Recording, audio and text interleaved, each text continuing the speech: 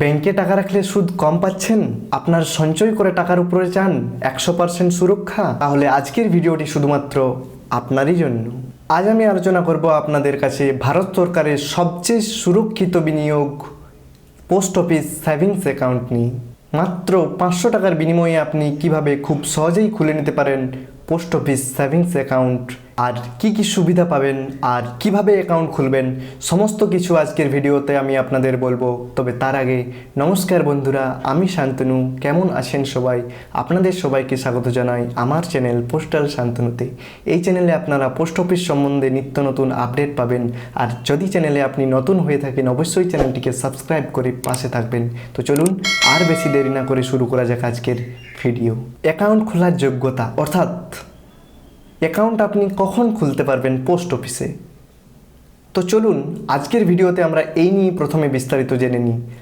আপনার বয়স যদি 18 বছরের বেশি হয়ে থাকে তাহলে আপনি খুব সহজেই খুলে নিতে পারেন পোস্ট অফিসে সেভিংস অ্যাকাউন্ট। তবে একটি সতর্কবার্তা আপনাকে দিয়ে দিই, আপনি কিন্তু মাত্র একবারই খুলতে পারেন আপনার পোস্ট অফিসে সেভিংস অ্যাকাউন্ট, কারণ সেভিংস অ্যাকাউন্টের মধ্যে একটি সিআইএফ আইডি তৈরি হয়, আর এই আইডিটি আপনার কখনো পরিবর্তন হবে না। তাই একটি ব্যক্তির ক্ষেত্রে কিন্তু সিআইএফ আইডি একই থাকবে। অ্যাকাউন্ট খোলার জন্য প্রয়োজনীয় ডকুমেন্টস: আধার কার্ডের জেরক্স, প্যান কার্ডের জেরক্স, আপনার 2 কপি ফটো, মাঝে মধ্যে অনেক পোস্টমাস্টার 3 কপি ফটোও চেয়ে থাকেন, অর্থাৎ 1 কপি আপনার পাসবইয়ের জন্য, 1 কপি আপনার ফর্মে থাকবে, আরেক কপি আপনার পোস্টমাস্টারের যে সমস্ত কিছু ডকুমেন্ট এন্ট্রি করার খাতা সেখানেই থাকবে আপনার আরেক কপি ফটো, অর্থাৎ মাঝে মধ্যে 3 কপি ফটোও চেয়ে থাকেন। আর হ্যাঁ, প্যান কার্ড থাকা কিন্তু বাধ্যতামূলক।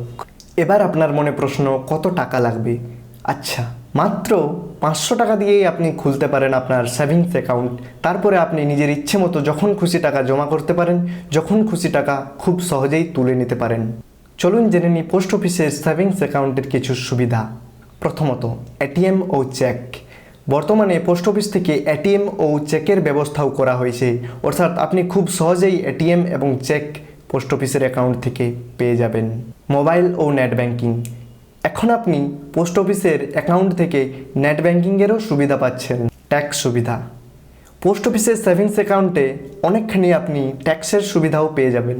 নমিনেশন সুবিধা।